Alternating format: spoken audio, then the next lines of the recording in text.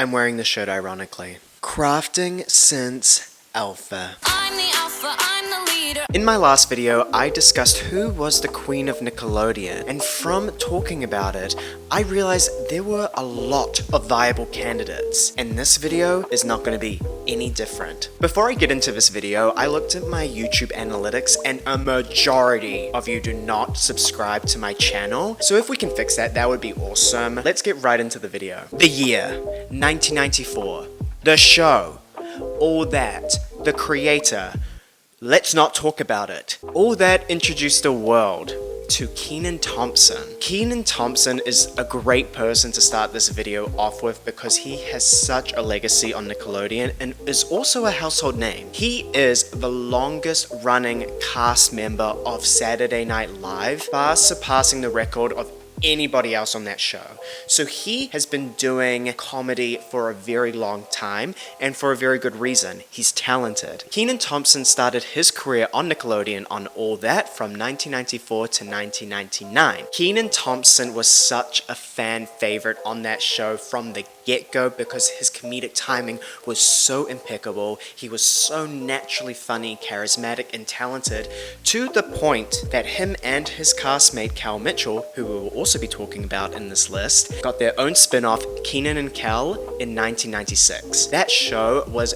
just as successful as All That. It ran for 4 years. It's so difficult to talk about Kenan Thompson and Kel Mitchell separately because the beginnings of their careers with Nickelodeon are pretty much identical. They both starred in All That at the same time, both left at the same time, both were on Kenan and Kel, obviously. They also both went on to star in the theatrical release Good Burger that I'm including on this list because even though it did not air on Nickelodeon in the beginning, it was based off a sketch from All That, which is basically rooted in Nickelodeon. Good Burger the movie was successful. I think it was successful. The one thing that sets Kenan apart from Kel in the beginning of their careers is that Kenan was in the Mighty Ducks movies, but that was on Disney, not on Nickelodeon, so I can't even really account for that. He was doing several projects with Nickelodeon that all overlapped at the same time. He was mega successful. After Kenan and Kel came to an end, Kenan Thompson's work with Nickelodeon started to slow down. However, Kenan made guest appearances on All That in 2002, 2005, and then also 2019 and 2020 with the reboot of All That. Not only that, but Kenan Thompson has made several appearances on Nickelodeon throughout his career. He has made appearances on The Amanda Show, Cousin Skeeter, Rugrats, The Mighty Bee,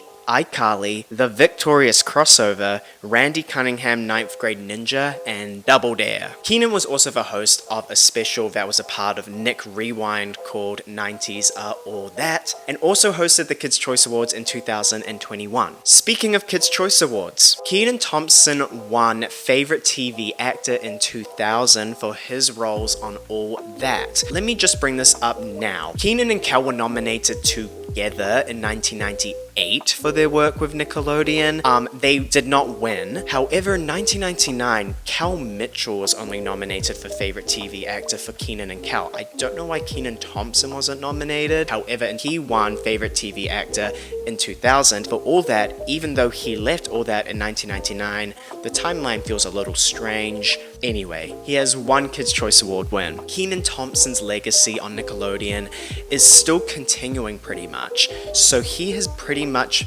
worked with the channel consistently from 1994 to present day. So 27 years, that is a long time. Let's move on to Kenan's co-star and best buddy, I assume, I hope in real life, Kel Mitchell. So just the same as Kenan Thompson, Kel Mitchell was on All That from 1994 to 1999 and also starred in Kenan and Kel from 1996 to 2000. He also played one of the leading roles in the movie Good Burger in 1997. He also made guest appearances on the show Figure It Out from 1998 to 1999. Additionally, Kel Mitchell has also made guest appearances on The Amanda Show, The Nick Cannon Show, Sam and Cat, The Thundermans, The Double Dare Anniversary Special, Henry Danger, SpongeBob SquarePants, The Substitute, and Nick's Unfiltered. On top of that, this is where Kenan and Kel's careers of Nickelodeon separate. Kel Mitchell had one of the main roles on Nickelodeon's Game Shakers from 2015 to 2019. Game Shakers introduced Kel Mitchell to a younger generation that Kenan Thompson is not so exposed to because kids are not watching Saturday Night Live. As I have already mentioned, Kel Mitchell won Favorite TV Actor in 1999 for his role on Kenan and Kel. So both Kenan Thompson and Kel Mitchell have one Kids' Choice Awards win each. Let's move on to someone that I think a lot of people probably forget about, but someone I want to mention because even though they are not the king of Nickelodeon, I want to mention them anyway. Josh Server. Who's that? Oh, come on, guys. Nobody Who's knows. okay. Who is that? Is that a singer? Well, let's Google. Josh Server was one of the main cast members on All That from the beginning till 2000, so even longer than Kenan and Kel. Even though Josh Server did not get his own spin-off show like Kenan and Kel did, he made several guest appearances on other Nickelodeon television shows after his stint on All That, which include The Secret World of Alex Mack, Figure It Out, Kenan and Kel, The Amanda Show, Drake and Josh, Ned's The Classified, Sam and Cat, Double Dare, Game Shakers, and Warped. So he has made so many guest appearances and he still has a strong affiliation with Nickelodeon. He is definitely not the king of Nickelodeon, it'd be unfair to say that, but I feel like he should be appreciated as someone that has made a lot of work with Nickelodeon. Good for you, Josh Server. Moving on to the world's most famous breeder, Nick Cannon. Some of y'all about to be real mad at me, but it must be said. Nick Cannon was a cast member on All That from 1998 to 2000, and from his popularity on All That, he got his own show, The Nick Cannon Show, that ran from 2002 to 2003. Getting your own show is a very strong indicator that you are in the running for King of Nickelodeon. However, The Nick Cannon Show did not last as long as Kenan and Kel did. However, Nick Cannon's run on Nickelodeon does not end there. He appeared in Rags in 2012, hosted Teen Nick's Top 10 from 2012 to 2018. He also hosted the Kids' Choice Awards in 2013. He made a guest appearance in Big Time Rush in 2013. So he has done a lot with Nickelodeon. Considering his Kids' Choice Awards wins, he has one win for Favorite TV Actor in 2002 for his work on The Nick Cannon Show. So he has just as many Kids' Choice Awards wins as Kenan and Kel. This is some stiff competition. Let's keep going. Let me tell you that this person made probably the best Nickelodeon TV show theme song of all time. I'm talking about Romeo Miller, previously known as Lil Romeo. Romeo starred in Romeo from 2003 to 2006 and has probably the best theme song. The only competition that comes close to me is the True Jackson VP theme song. I have really fond memories of the show Romeo. It was a really good television show, in my opinion. I love that show. Besides his work on Romeo, he also made appearances on The Nick Cannon Show, Ned's The Classified, and the show How to Rock. Romeo also had a voice on the animated show All Grown Up, and he has a Kids' Choice Awards win for Favorite TV Actor in 2005. Every single person that I've talked about thus far on this list has a Kids' Choice Award win for Favorite TV Actor. Stiff competition here, besides Josh. Sorry, Josh. If we were making a video talking about what is the best theme song, I think Romeo would win. But the King of Nickelodeon, I think it's fair to say he is not. Moving on to someone that has a very long career on Nickelodeon, Drake Bell. Some of you may be thinking that Drake Bell got his start on Drake and Josh, an audition for Nickelodeon, and they thought, oh my god, this person is such a star, we need to give him his own show, and his real name has to be a part of the title of a television show, and his character has to be named the same name. But no, he got his start as a cast member on The Amanda Show, which is a spin-off of All That. So Drake Bell was kind of like an All That cast member. He would play several characters every episode, doing skits on The Amanda Show, and he was on that show from 1999 till its end in 2002. So he obviously is a very talented actor. The fact that he was able to play several different roles on The Amanda Show, he's giving versatility. During his stay on The Amanda Show, he made an appearance on Double Dare 2000. He had a voice role on Rugrats and also had a guest appearance on All That. After all of this came to an end, Drake Bell obviously landed.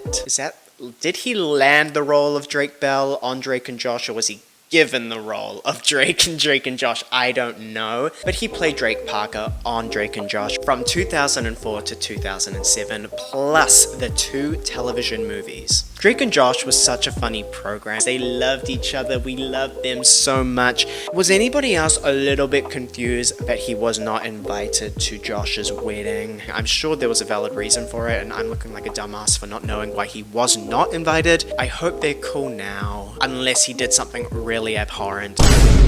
Drake Bell was incredibly imperative to Nickelodeon around that time. He was pretty much the face. He was meant to be the more attractive one of Drake and Josh at the time, and people received his character well because even though he was the popular hot guy that would get the girls, he had a heart of gold. He also sung the theme song of Drake and Josh, which I think you get bonus points for if you sing the theme song. I love a good theme song. He was feeding us. While doing Drake and Josh, Drake Bell also made guest appearances on Zoey 101, and after Drake and Josh came to an end, he still stuck with Nickelodeon and made guest appearances on Victorious, Figure It Out, and Double Dare. He also contributed to the theme song of iCarly, Leave It All For Me. He is singing on it, but he's not singing on it in the show's cut of the theme song, but he is featured in the theme song in the full version. If you know, you know. But it doesn't end there. Drake landed the role of adult Timmy Turner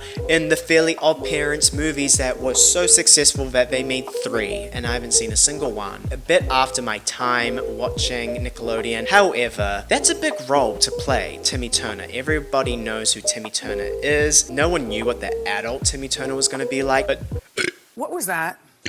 But Drake Bell played him for 3 movies. Furthermore, he also made an appearance in Rags in 2012. Drake Bell's impact on Nickelodeon cannot go unnoticed, and I think his Kids' Choice Awards wins reflect on that. He won Favorite TV Actor consecutively from 2006 to 2008.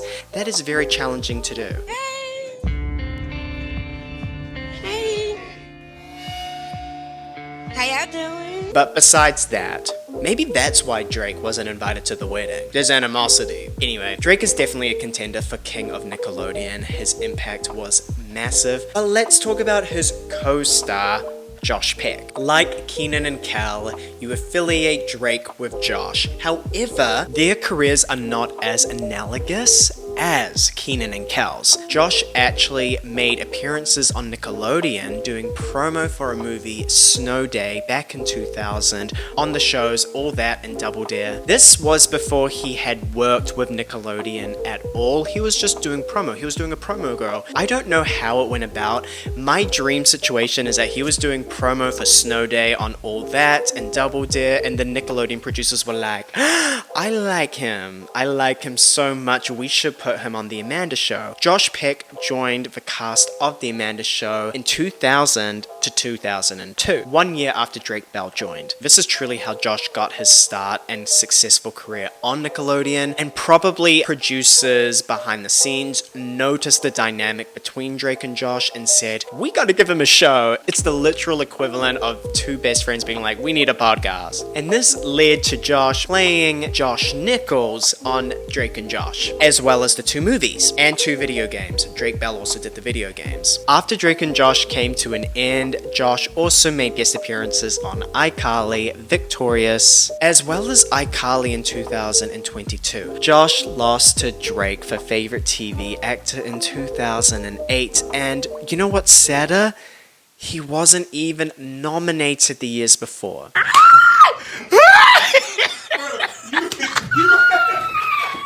He was not nominated until 2008, and he probably thought, this is my year to win. Drake just won the last 2 years. I'm finally nominated. No, he still lost to Drake. Maybe that's why Drake was not invited to the wedding. I think I cracked the code. Once again, Josh is another great candidate for King of Nickelodeon, but let's keep talking. I want to quickly talk about Devon Werkheiser. I think that's how you say his name. He played Ned on Ned's Declassified.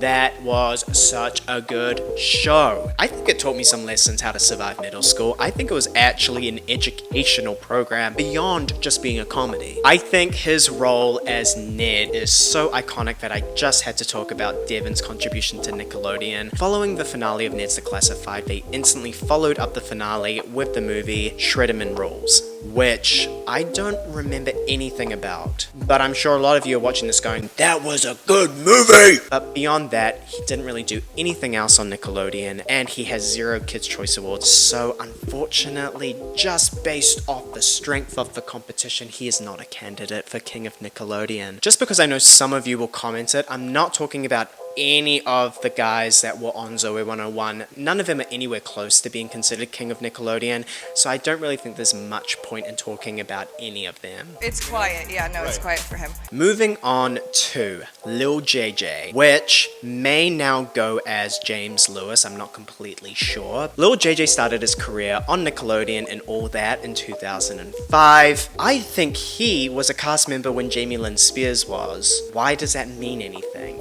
Let's move on. After his stint on All That, he made a guest appearance on Ned's Declassified, and then he landed the role of Jordan in Just Jordan. I think Just Jordan takes the bronze medal for best Nickelodeon theme song. Gold is Romeo, silver is True Jackson, bronze would be Just Jordan. Just Jordan was such a great television show. I love that show. I love the whole freeze. So let me explain, it was so good. However, in the grand scheme of things, I don't think he is King of Nickelodeon. I'm also gonna quickly mention the Naked Brothers band, Nat and Alex Wolff. They were on the Naked Brothers band, and that's all they did. They're not the Kings of Nickelodeon. They're both successful after the fact, but they're not the Kings of Nickelodeon. Yep, moving on to another person that has a very, very long career and long resume with Nickelodeon, Jerry Trainor. Megan the Trainor's another one going through it, see? Jerry Trainor started on Nickelodeon playing Crazy Steve on Drake and Josh. It was such a fun character. Come on, Dora! You're the one with the map! Don't ask me! I'm sure the writers of the show would be cancelled today for writing a character called Crazy Steve and calling him Crazy Steve, but Jerry Trainor played that character so well. He was so funny, so chaotic, the perfect person to play a role like that. He did such a good job. And then right after Drake and Josh ended, he went and jumped into the next project, iCarly playing Spencer. Hey, Spencer. Hey, kiddo. Oh, Sam and Freddie are here. When aren't they here? iCarly is known as one of the greatest kids television programs to exist, mainly based off of ratings. So Jerry has played Spencer on iCarly from 2007 to 2012 and then reprised his role again from 2021 to present day in the reboot. He also contributed voice roles to the iCarly video games. I feel like that should be mentioned. He also starred with Jeanette McCurdy in the Nickelodeon movie Best Player, where he wore some slay makeup. He was the OGE boy, I feel. And that hair, that blowout, ooh, he got us good. Furthermore, he played the main voice role in Tough Puppy, and he also played one of the lead roles in Wendell and Vinny that lasted one season and got cancelled, unfortunately, but it has to be mentioned. I haven't watched Wendell and Vinny. I'm not sure if it was a good show and it was snubbed and it's got a cult following. I'm not sure much about that show. It still lasted for a whole damn season. It's still on his resume. Furthermore, Jerry Trainor has made guest appearances on the shows Brain Surge, Penguins of Madagascar, Sam and Cat, Bunsen is a Beast, Yeah. Adventure of Kid Danger, Henry Danger, Tuned In, and The Loud House. That's a lot of programs. And most recently, he is also in the movie Snow Day that is coming out soon, I think. It may just be on Paramount Plus, but I think it's a Nickelodeon movie and he's playing the role of Snow Plowman. Considering his Kids' Choice Awards wins, he has 0. I'm sure most of his nominations were Favorite TV Sidekick, which Jeanette McCurdy would always win. I need that money, cause I be the baddie. Jerry Trainor has done a lot with Nickelodeon, and he's definitely a candidate for King of Nickelodeon. Moving on to Jerry Trainor's co-star, Nathan Kress. Nathan Kress actually got his start on Nickelodeon in an episode of Drake and Josh before landing the role of Freddie Benson on iCarly from 2007 to 2012. I have an itch. That's not my responsibility. Plus the iCarly reboot from 2021. Also contributed his voice to the iCarly video games. He also made guest roles in True Jackson VP, Penguins of Madagascar, Victorious, Figure It Out, Sam and Cat. I haven't fadoodled with Cat. You could have if you wanted to. Henry Danger, and Game Shakers. Interestingly, from reading his Wikipedia, I think it's also important to note that Nathan Kress has also made contributions behind the camera, not only in front of the camera. He has directed 11 episodes of Henry Danger, 6 episodes of Game Shakers, and 3 episodes of iCarly from the reboot. He has contributed a lot to Nickelodeon. He is definitely a candidate for King. Let's do a quick speed round for the members of Big Time Rush. So I'll quickly talk about everything that they did as a group. They all starred together on Big Time Rush, as well as the Big Time Rush movie, where they went to London, I think. They went to London and they've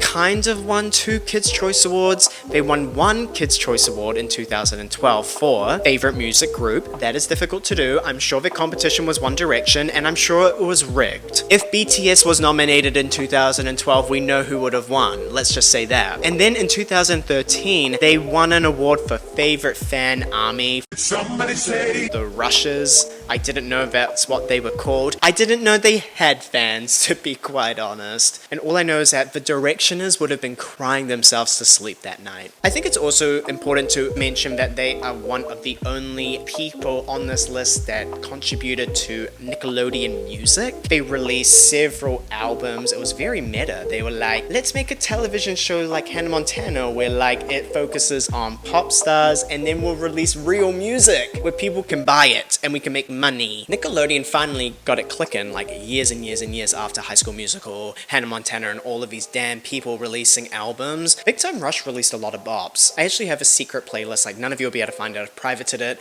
where it's literally only Big Time Rush songs, like because they've actually got some bops. Big Time Rush as a group also appeared in an episode of How to Rock, Marvin, and I think they've all made appearances on Penguins of Madagascar, and it was probably all the same episode. Individually, Kendall Schmidt has also made an appearance on The School of Rock. James Maslow also made an appearance on iCarly before Big Time Rush was even a thing, playing that love interest for Carly Shay. Carlos Pena Jr. has done the most outside of Big Time Rush with Nickelodeon. He had a recurring role in Ned's Declassified before Big Time Rush. He was also featured in Figure It Out, The Thundermans, The Loud House, and The Casagrandes, most of which I have not seen. And then Logan Henderson, I don't think did anything outside of Big Time Rush or his voice role on Penguins of Madagascar, and I'm sure it was amazing. None of them are Kings of Disney Channel though. Moving on to someone that I think a lot of people probably discount as being like a Nickelodeon person because they are more known for their work on YouTube, but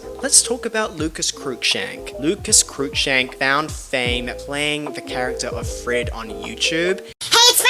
I was gagged as a kid. I found it the funniest thing on earth, and I guess a lot of people did because the success of his YouTube channel led him to Nickelodeon, where he made a guest appearance on an episode of iCarly. Furthermore, Fred then got his own movie, Fred the Movie, which co-starred Jeanette McCurdy playing Trudy. Following that, he got another 2 movies, Fred 2 and Fred 3, where Jeanette McCurdy was not available and was replaced by Daniela Monet to play Trudy. Besides the movies, he also had Fred the Show. So he was making the rounds with this damn character, and it must have been successful for them to make 3 movies and a television show. And then after that, he then got another show, Marvin, where he played a Martian. So he had 2 television shows and 3 movies on Nickelodeon, but it doesn't end there. He also made guest appearances on Super Ninjas, Big Time Rush, and the Monsters vs. Aliens television show that I did not know existed. Although I don't think it is fair to say that he is the king of Nickelodeon, because retrospectively you look back and he's not the first person that you think about as being the face of Nickelodeon, he did a lot, and his work with Nickelodeon needs to be appreciated. Let's move on to Leo Thomas III, who has actually a longer career on Nickelodeon than you may think. So Leon Thomas actually got his start on Nickelodeon on Just for Kicks in 2 episodes. He played the singing voice role of Tyrone in season 2 and season 3 of The Backyardigans. You know, like, oh my gosh, you know, Tyrone's outside with his squad. He has been singing his whole damn life, making bops his whole damn life. Leon has also made guest appearances on iCarly before again playing Andre on the Victorious crossover episode, Just Jordan, the Naked Brothers Band, Jack's big music show, True Jackson VP, and Figure It Out. Then he landed the role of Andre Thomas on Victorious. A really cool song that you're gonna help me write tonight. I can't. You have to. But I gotta go, Oh, Andre. jeez. All right.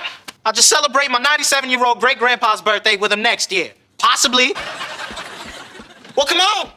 I feel like they could have done more with Andre on Victorious. He was really talented. He was a great singer. He was also really funny. I just don't think they did enough with him. They should have really been centering the show around Andre and Trina Vega. This is the universe that I want to live in. Sam and Cat did not happen. Andre and Trina happened where they were living in Andre's grandmother's home. Would you hold my oatmeal for me? Sure. Put your hands out. That is the world that I want to live in. Let's quickly talk about his co-star, Avan Jogia. He played the worst character on Victorious, in my opinion, Peck. He did nothing. He was not serving anything out of charisma, uniqueness, nerve, and talent. He was giving... Exactly. You are angry, Spice. What are you? I'm just...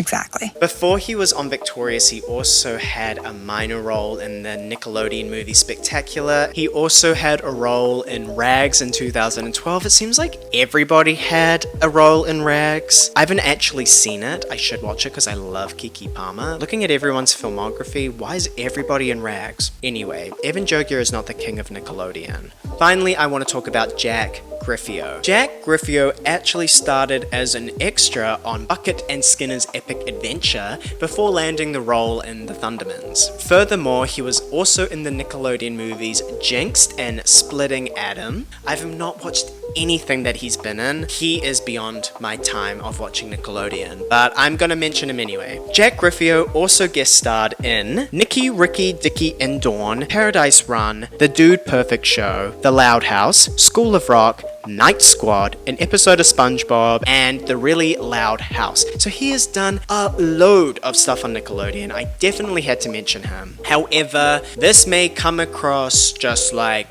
oh, tomato, tomato, tomato. I don't think he's king of Nickelodeon, and that just may be because I have not seen absolutely anything that he's been in, but that's all I need to say. I haven't seen anything he's been in, so I'm not going to call him king of Nickelodeon. This is going to be a subjective opinion. That is all of the people that I want to talk about. This decision is once again really tricky because a lot of people did a lot of things on Nickelodeon, so it's really hard to choose between these people. However, I need to make a decision. I've consulted with the judges, but the final decision is mine to make. The king of Nickelodeon is...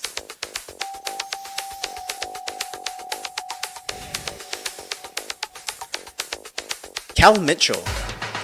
Oh, Jesus. Gross. I think he deserves it because he has had the longest tenure on Nickelodeon. He's done so much with the channel. He's an absolute star, an absolute talent, and his career surpasses generations of children watching Nickelodeon. He constantly made reappearances on Nickelodeon and then even got another main role on the television show for another generation of children that are beyond my time. The fact that his career with Nickelodeon has surpassed so many other people that I'm talking about, and the fact that he is one of the biggest players with Nickelodeon, he completely deserves this title of King of Nickelodeon. What do you guys think? Who do you think is the King of Nickelodeon? Thank you so much for watching. Once again, please subscribe to my channel. That would really help me out. Also, don't forget to leave a like on this video. Thank you so much for watching. I'll see you in the next one. Bye. What the hell we gonna do now?